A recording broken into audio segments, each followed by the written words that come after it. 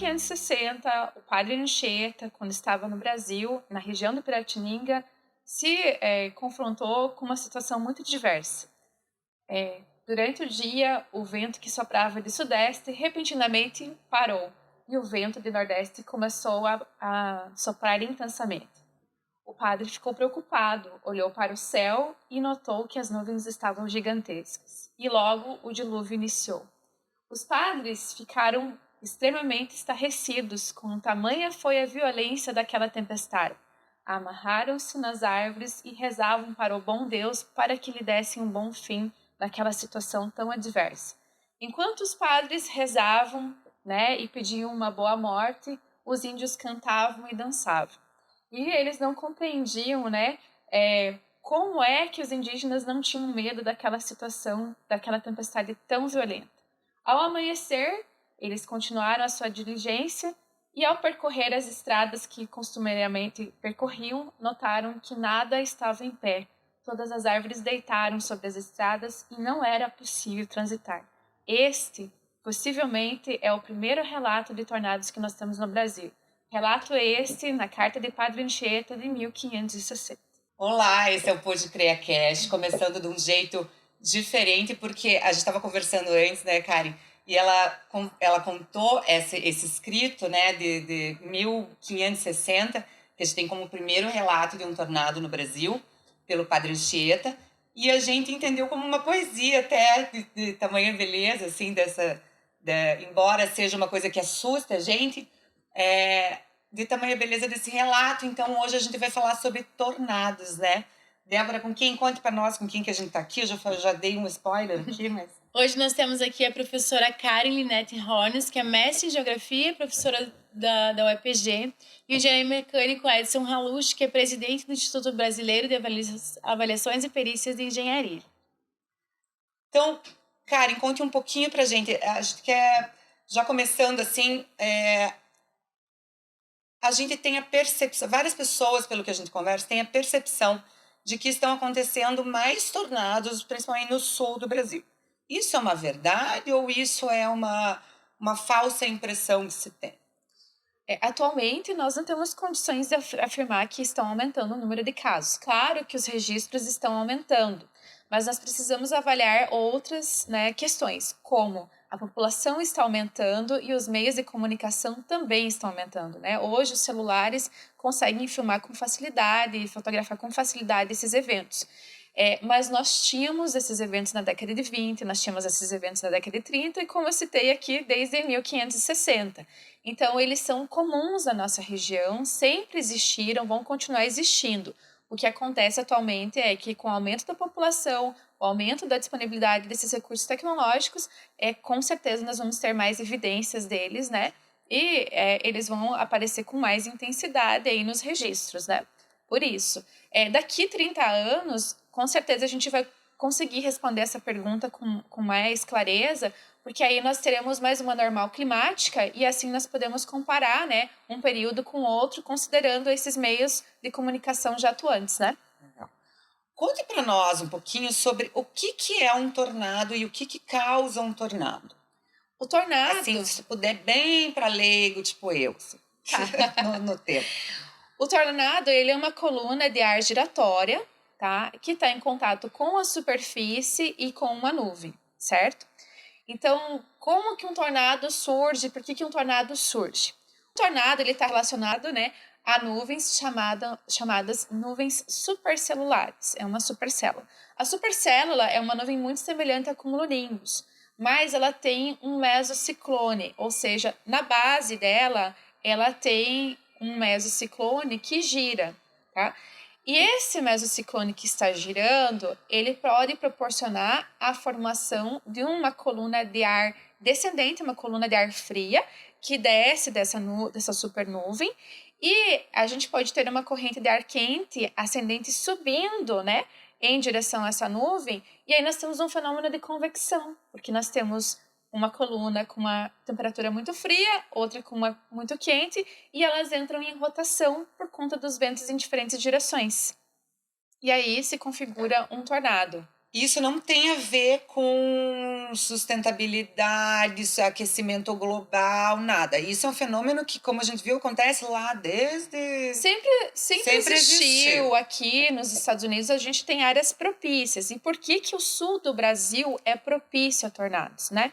Então, nós temos aqui vários elementos atmosféricos que são responsáveis pela formação das nossas chuvas.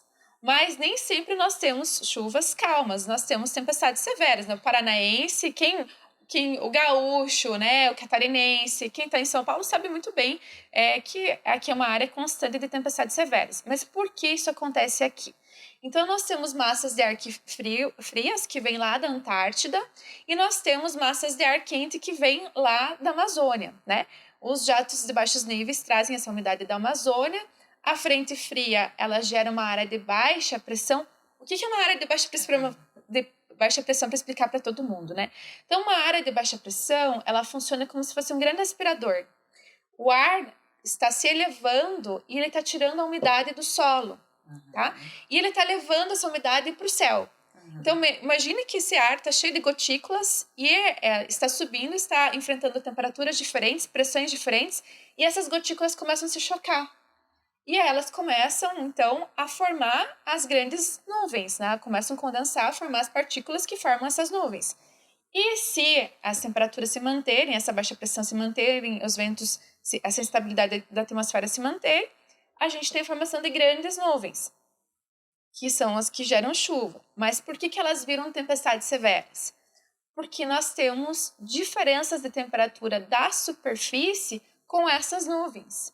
Então, essas nuvens vão crescendo tanto e o topo delas... Por isso que no verão é mais forte? Sim, no verão e na primavera. Primavera é o pior momento.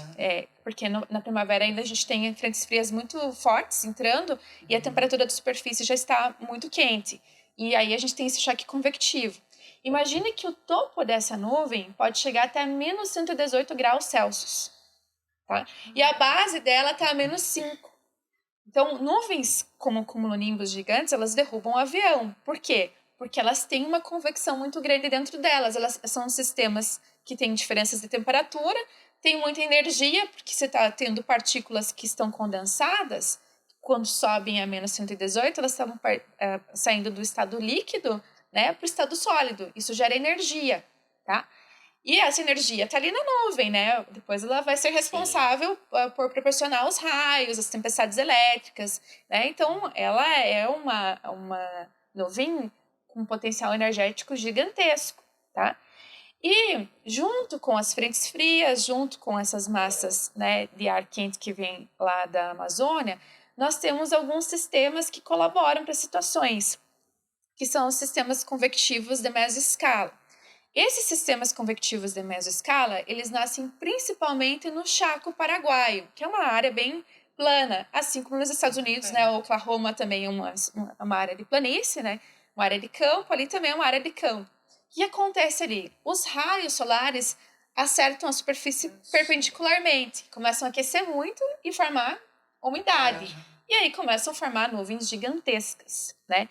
Quando essas nuvens conseguem passar a noite e sobreviver, quando elas não entram, né, em desestabilização e causam precipitação, quando elas conseguem sobreviver, elas ficam muito frias na madrugada. E aí, quando elas entram no Paraguai e no Paraná, é caos na certa. Defesa Civil e CREA ativos. Entrando nisso um pouquinho, né? Assim, conte pra gente o que aconteceu, por exemplo, em Rio Bonito do Iguaçu. Aconteceu lá em dado momento, eu vi que tinha uma possibilidade de ocorrer de novo, né? Para a população, assim, a população precisa estar mais atenta, porque se ocorre em algum lugar, tem uma chance maior de ocorrer de forma mais drástica no mesmo lugar. Como que funciona isso? Bom, aqui é uma área propícia, né? No geral, não só. Se você for olhar os dados de registro da Defesa Civil, o desastre que mais acontece no Paraná está relacionado a vendaval. E aí a gente inclui os tornados porque existe uma dificuldade muito grande. Quem registra tornados no Brasil é a Defesa Civil, tá? É ela que vai utilizar a cobrada e fazer o registro. E existe muita dificuldade em diferenciar um tornado de um downburst, de um vendaval, né? Não é todo mundo que está preparado para identificar esses elementos de danos em solo, como vocês viram lá em Rio Bonito. Sim. Então, é muito comum nós termos a atuação desse fenômeno aqui, tá? E é importante que a população paranaense, ela pense sobre a sua resiliência frente a essa situação. Então, nós sabemos que acontece. Então, como é que está teu telhado, tua vida, tá? Como que está a sua casa? Qual que é o lugar mais seguro para você ficar? Qual que é o lugar que vai suportar esses ventos? Então, você precisa estar atento a essas questões. Né, também relacionado a isso, assim, né, como que funciona, queria que você explicasse um pouquinho como que funciona a previsão. Se, né, existe um processo de previsão por estatística, aí pelos estudos ali no local, conforme vai, né, cada estação, como você comentou, conforme vai formando ali, tem uma previsão mais próxima. Como que é isso? Então, a previsão de tornados hoje, ela é muito difícil, tá? Eu posso dizer para vocês o que nós podemos fazer hoje. Hoje, nós temos condição de analisar as imagens de radar e saber quais são as nuvens que podem gerar tempo severo. Então, isso poderia ser uma capacitação para todos. Para toda a população, deveria ser educada para entender uma imagem de radar e uma imagem de satélite. Talvez os índios já sabiam, né? Eles viam. Até porque eles dançavam. Né? Porque pela observação. Observar a nuvem também é fundamental. Ou não sabiam, né? Porque vinha um tornado e eles estavam dançando. Mas é importante que as pessoas saibam identificar no céu, né, nas imagens de satélite e radar, as potencialidades de uma situação severa. Como que funciona nos Estados Unidos a questão da previsão de tornados? Funciona assim. Então, a gente tem o sistema de meteorologia, ele está acompanhando constantemente o deslocamento das nuvens, tem vários radares e eles têm radares móvel. E eles têm uma equipe capacitada para identificar essas nuvens, que inclui defesa civil e inclui, inclusive, caçadores de tornados, porque a gente tem várias pessoas que gostam e se inscrevem, né, auxiliando a Defesa Civil a estar monitorando o tempo. E aí, quando tem uma nuvem propícia... Eles incentivam isso no cinema, inclusive, deve ser uma forma de incentivo também, né? Porque ajuda a cuidar da... Mas depois que os Estados Unidos assumiu que tornado realmente existe no seu território, porque durante 3 décadas foi proibido utilizar a palavra tornado lá nos Estados Unidos. Para evitar uma possível imagem de fragilidade, algo assim? Não, porque assim, quando você vai trabalhar com a questão de orientação, você precisa capacitar as pessoas para elas receberem orientação. Então, assim, nós tivemos o furacão Catarina, né? O Brasil já teve um furacão, que é o furacão Catarina. Nós sabíamos que o furacão ia acontecer, mas a gente não evacuou o litoral de Santa Catarina. Por que a gente não evacuou o litoral de Santa Catarina? Porque você sabe o que fazer nesse caso, como evacuar? Sim.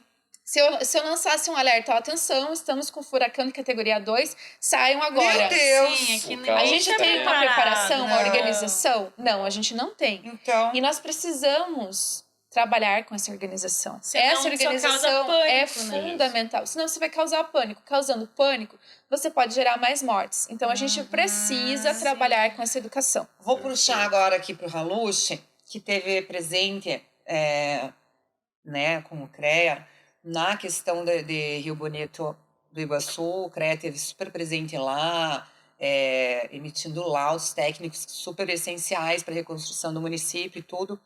E a partir disso, né, Halushi, surgiu o ímpeto do presidente, eu até diria assim, de criar um comitê para prevenção, para prevenção e antecipação de possíveis necessidades, né, de que o CREA atue em situações como essa. Conta um pouquinho pra gente, Halushi, como que foi lá, o que vocês aprenderam com isso e como que vai ser esse comitê. Veja, Ana, bem importante a tua pergunta, porque o que aconteceu?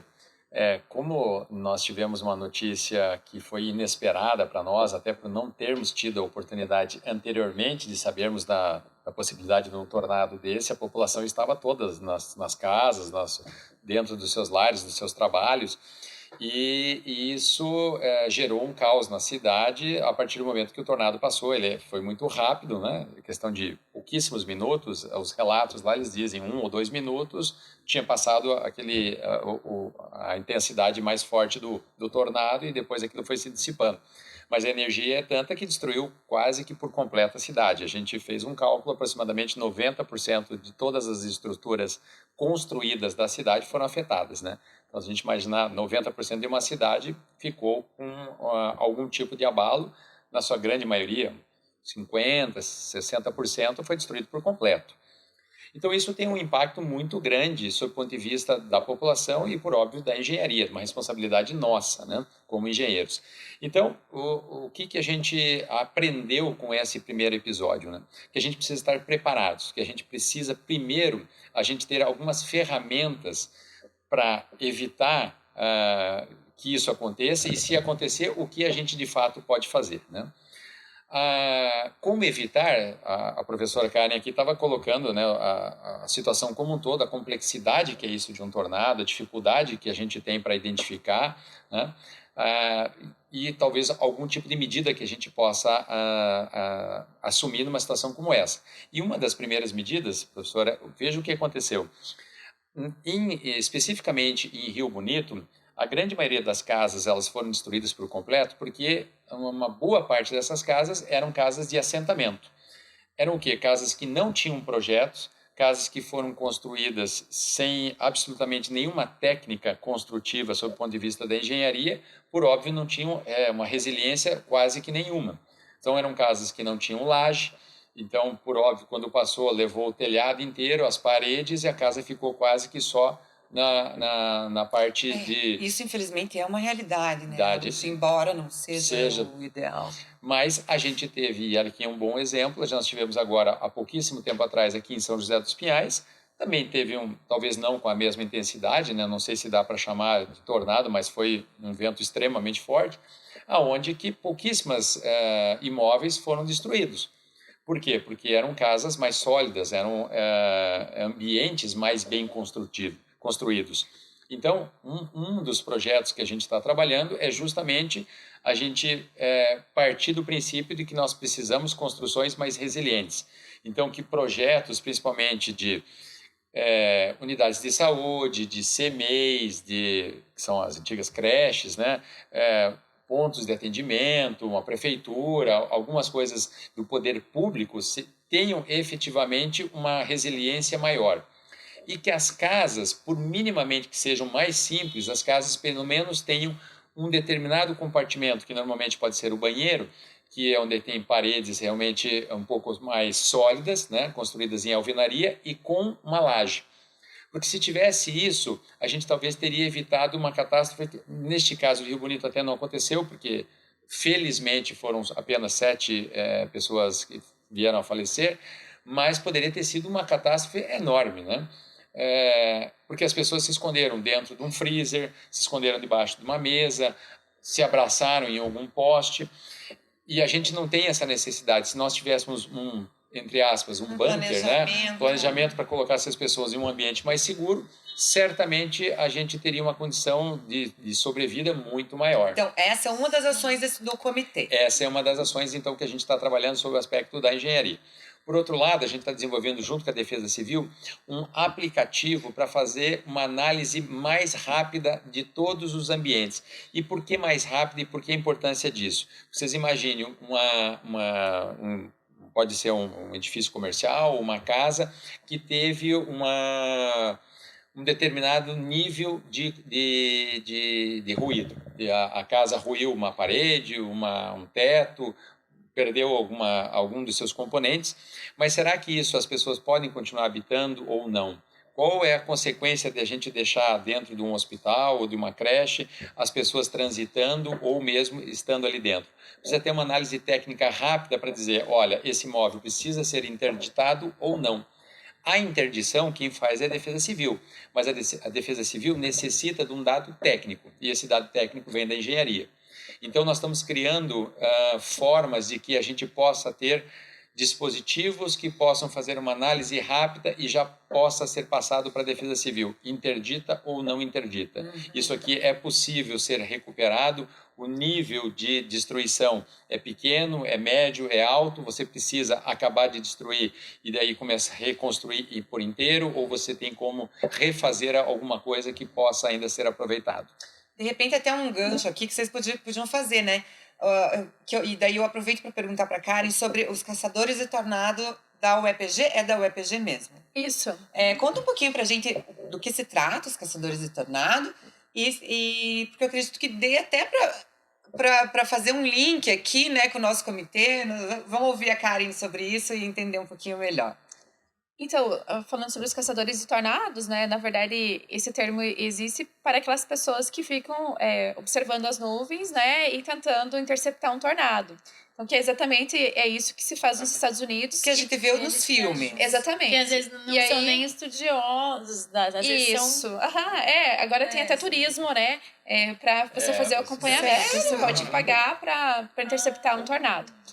E aí, esses caçadores, então, quando eles identificam que o funil desceu, né, e se configurou um tornado, aciona-se o watch o'clock, e aí para-se toda a comunicação da cidade, e a cidade, então, começa a transmitir as informações de estamos com um tornado na direção norte, está se dirigindo para a direção sul, bairro tal, fiquem atentos, procurem nessas suas bases, os basements, são os porões, né? Para buscar abrigo seguro. Nas escolas também, as escolas isso vem dos caçadores?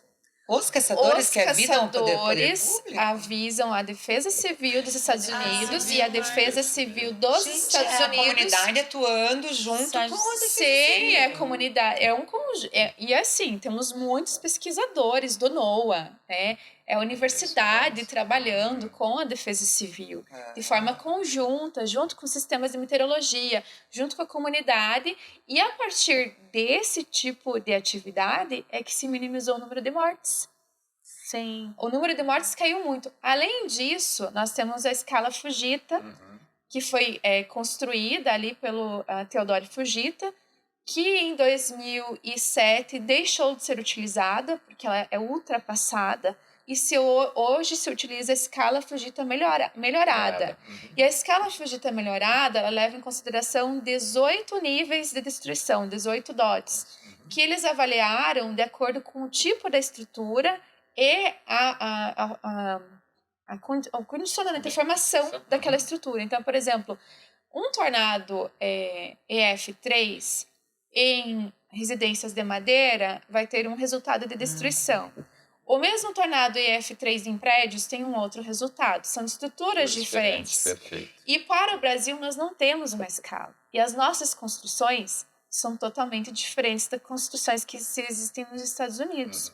Então, nós precisamos fazer uma escala para o Brasil, né? Colocarmos as nossas construções em túneis de vento para avaliar como é que responde, né? Uma coluna, como é que responde, né?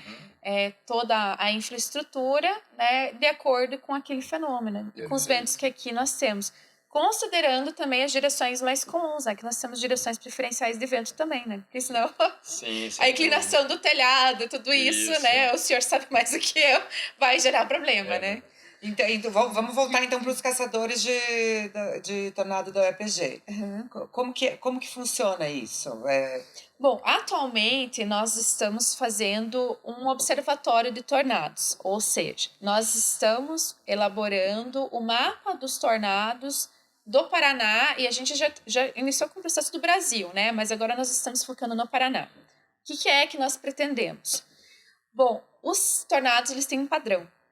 Eles têm padrão de sistemas atmosféricos atuantes e eles também têm padrão de direção. Eles também têm características de comportamento. Isso qualquer tornado em qualquer lugar do mundo ou numa região diferente? Nós temos vários tipos de tornados. A gente tem tornados que geram só um vórtice só. Todo tornado ele faz um caminho da lágrima, né? Mas tem tornados que ocorrem, como o que aconteceu de Marechal Cândido Rondon, que é um tornado diferenciado. É um tornado chamado múltiplo vórtice. A minha história com tornados, inclusive, começa por conta desse tornado de Marechal Cândido Rondon. Eu já vi 2 tornados na minha vida pessoalmente. Quando que foi esse? Esse foi em 19 de novembro de 2015. Tá.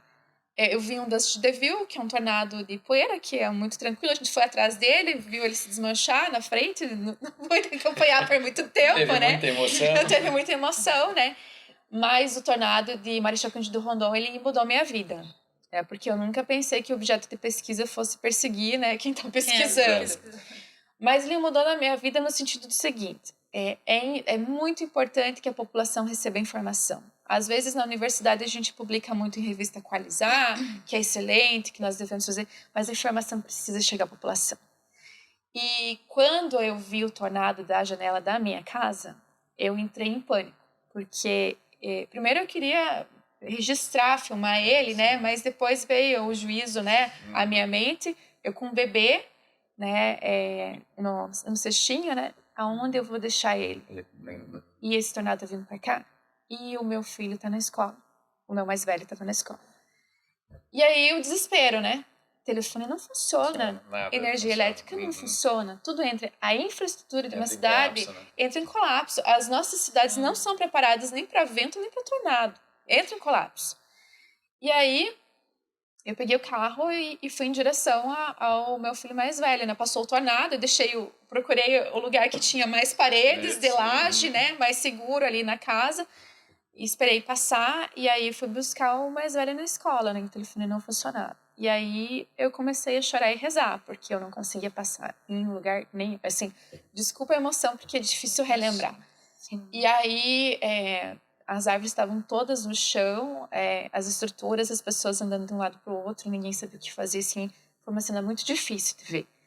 E aos poucos as pessoas foram abrindo espaço, eu consegui chegar na escola só tinha caído uma árvore e nada, né? Nada tão grave. Mas a gente vê, assim, a falta de informação, a Defesa Civil somos todos nós. Somos nós, né? Perfeito. E nós não temos... engajado a comunidade nesse trabalho de ajudar o próximo, de como que nós vamos nos restabelecer, né? Vendo as pessoas... Isso também é prevenção, imagino, né? Isso também faz parte. A prevenção seria... Prevenção não, né? Porque daí isso não aconteceria, mas assim, o restabelecimento, né? Ajudar no restabelecimento. Mas vejam o quanto isso é difícil, professora. Nesse caso específico em Rio Bonito, o evento aconteceu no sábado, no finalzinho da tarde, início da noite. No domingo de manhã nós já estávamos em Rio Bonito.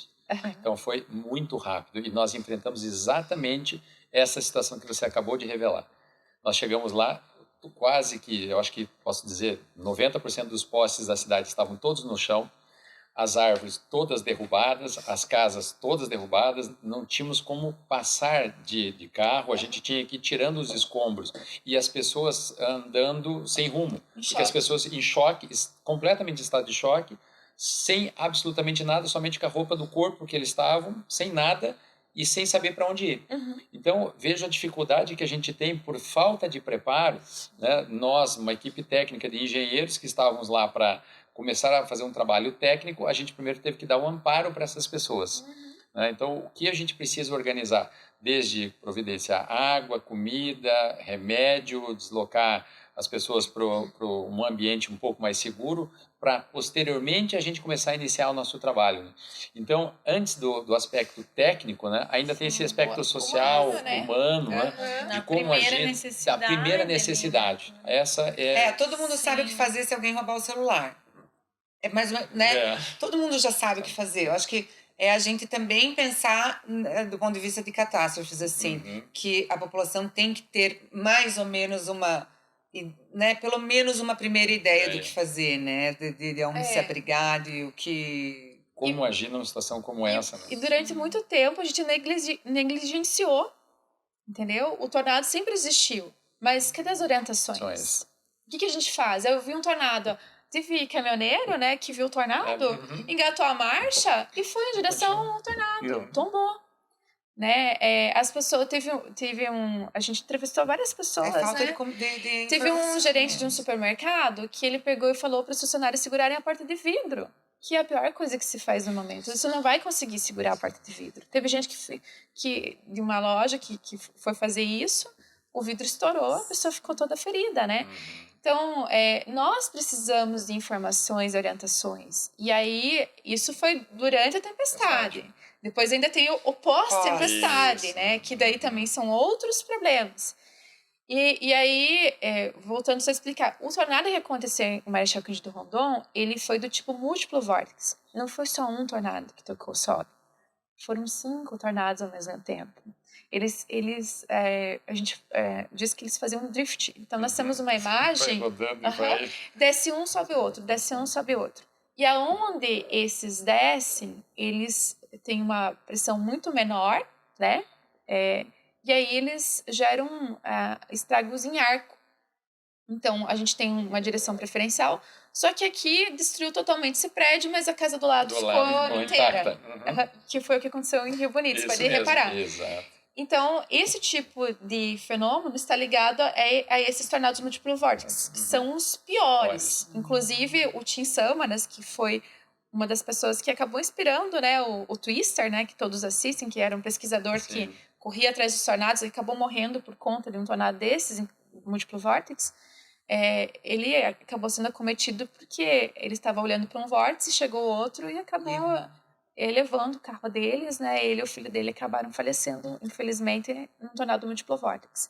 E em Rio Bonito, eu tenho certeza absoluta que também temos, porque dá para ver o drift deles em várias áreas no interior, né? E esses arcos de destruição, daí também as pessoas acabam depois, né? Também temos essa situação, né, daqui. Veja. Eu sou abençoado e você foi o castigado, né? Nossa, isso... Mas olha da importância disso que a professora Karen está comentando. Essas situações da gente medir e ter uma noção do impacto e da energia concentrada num vórtice desse. A gente imagina uma construção de uma residência, né? Essa residência, ela rodou no próprio eixo. Vocês imaginam que quando tem um desabamento, aquilo desaba. Então, as paredes caem sobre as superfícies, né? Mas a gente não tem essa noção de que quando isso roda, gira. Então, assim, as colunas rodaram. Então, a gente imaginar que toda aquela estrutura retorcida, uma estrutura de ferro, né, que é recoberta normalmente por concreto, aquela estrutura, ela girou. Um negócio desse chegar a acontecer e aí sim entrar em colapso, a força é gigantesca. E o fenômeno, né, acaba chamando a atenção porque exatamente num prédio aconteceu isso numa intensidade extremamente forte, o imóvel do lado teve só um destelhamento. Então passou assim como se fosse só um pouquinho do vento pegou do lado e naquele imóvel ali ele destruiu por completo. Ele rodou e ele se desintegrou por completo, né? Exatamente. E a gente fazendo um sobrevoo lá, professora, vem muito isso que você acabou de comentar, porque a gente focou inicialmente, sob o ponto de vista técnico, na cidade, né, no perímetro urbano, mas a gente sabia que aquilo ali tinha, o tornado percorreu uma faixa, e aí você deve ter essa informação talvez um pouco mais precisa. Nós fizemos um cálculo de mais ou menos 50 quilômetros para o lado esquerdo e 50 para o lado direito, pensando que Rio Bonito estava aqui no meio. Então a gente definiu a nossa área de atuação mais ou menos num raio de 100 quilômetros. E a gente fez um sobrevoo para verificar aonde exatamente a gente tinha que ir. E aí nós conseguimos ver que algumas propriedades rurais, então, estavam completamente devastadas, a propriedade do lado não teve nada, a outra lá já teve uma consequência mediana, a próxima mais para frente já teve uma devastação por completo. Então isso foi chamando a atenção. Não foi a mesma intensidade que passou por todo esse trajeto, né? Então, isso demonstra a complexidade que é analisar um fenômeno como esse, né? Sim. Que a gente não tem essa noção, a gente acabou chegando lá depois, né? Mas a gente percebe, para ter essa quantidade de energia concentrada em pontos que não são tão longe assim, com um delta tão grande, muito provavelmente são vários vórtices que tiveram rodando, alguns mais fortes aqui, outros mais fracos lá, mas no todo fez uma linha que nós mais ou menos fizemos uma métrica de alguma coisa em torno de uns 100 quilômetros, aonde que foi vamos dizer, a parte principal. Né? Por óbvio, teve um pouco mais, mas aí a gente também não teve um impacto tão grande, né? Aí nós priorizamos naquilo onde que teve o maior impacto. Gente, infelizmente a gente vai ficando por aqui. A gente sempre fica feliz também no Pode Crer de quando a gente junta pessoas que podem dar uma continuidade, né, num assunto e podem desenvolver projetos juntos. Acho que aqui é claramente o caso. Então eu agradeço vocês pela participação Muito obrigada, professora. A gente poderia ficar conversando muito tempo aqui, é um assunto muito bacana. Muito obrigada pela tua participação. Ralush, também muito obrigada. E até a próxima, pessoal. Fiquem com a gente sempre publica os novos podcasts no Instagram, né, para chamar vocês para assistirem, mas a gente tá lá no Spotify e no YouTube com os episódios completos. Continuem com a gente, um abraço, até a próxima. Obrigada, até a próxima.